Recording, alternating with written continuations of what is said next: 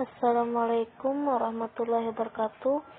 Di sini Nun akan menjelaskan makalah Psikologi Pendidikan Anak Usia Dini yang berjudul Sikap dan Peran Guru dalam Pengajaran. Disusun oleh Nurul Aulia NPM 19140102 dan Nur Ajijah 19140100. Pendahuluan. Pembelajaran diarahkan untuk melaksanakan tugas kekhalifahan di muka bumi dalam orientasi spiritual dan nilai-nilai Islam yang kental sebagai tugas utama manusia terdidik. Dilihat dari sudut prinsip bahwa pendidikan adalah sistem dalam rangka mempengaruhi peserta didik supaya mampu menyesuaikan diri sebaik mungkin dengan lingkungannya dan akan menimbulkan perubahan pada dirinya yang memungkinkan ia berfungsi sesuai kompetensi dalam kehidupan masyarakat. Sering dikatakan pengajaran adalah mengorganisasikan aktivitas siswa dalam arti yang luas. Peranan guru bukan semata-mata memberikan informasi, melainkan juga mengarahkan dan memberi fasilitas belajar agar proses belajar lebih memadai. Dalam pembelajaran, guru harus memahami hakikat materi pelajaran yang diajarkan sebagai suatu pelajaran yang dapat mengembangkan kemampuan berpikir siswa dan memahami berbagai model pembelajaran yang merangsang kemampuan siswa untuk belajar dengan perencanaan pembelajaran yang matang oleh guru.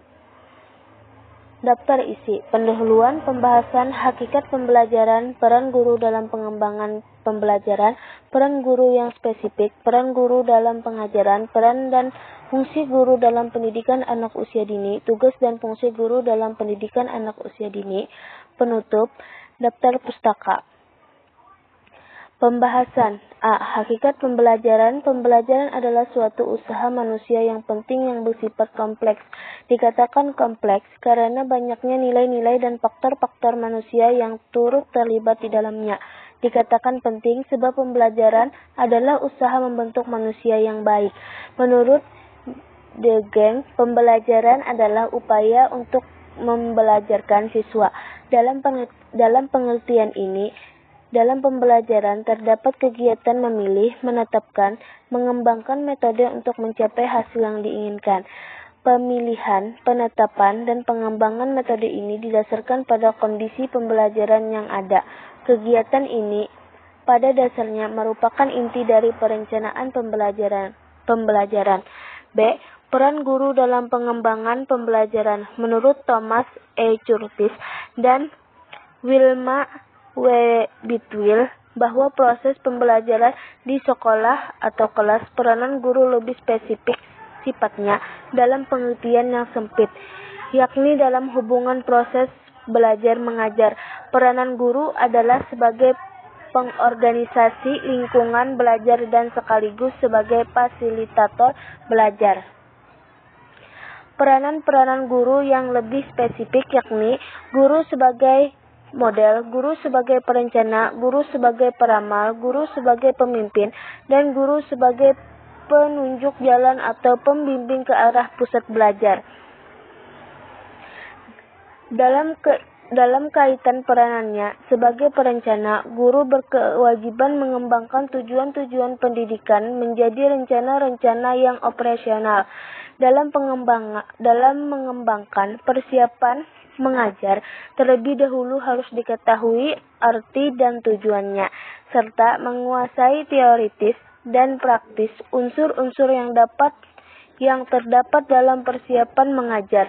Kemampuan membuat persiapan mengajar merupakan langkah awal yang harus dimiliki oleh guru, dan sebagai muara dari segala pengetahuan teori, keterampilan dasar, dan pemahaman yang mendalam tentang objek belajar dan situasi pembelajaran.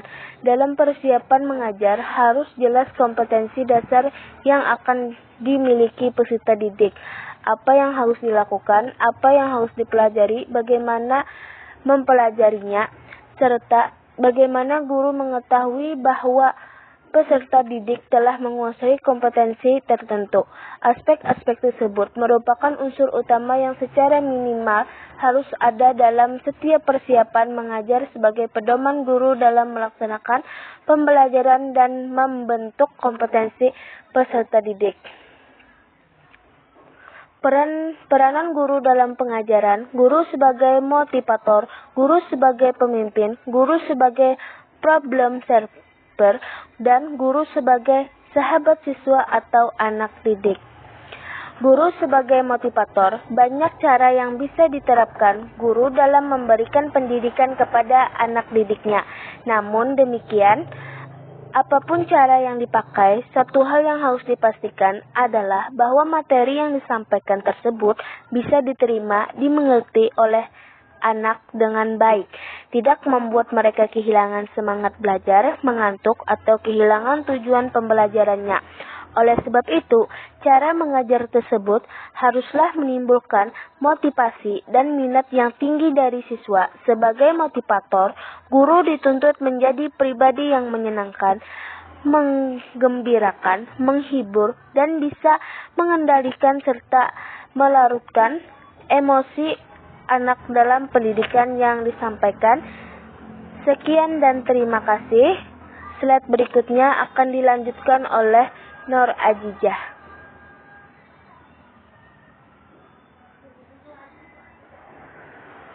Yuhu.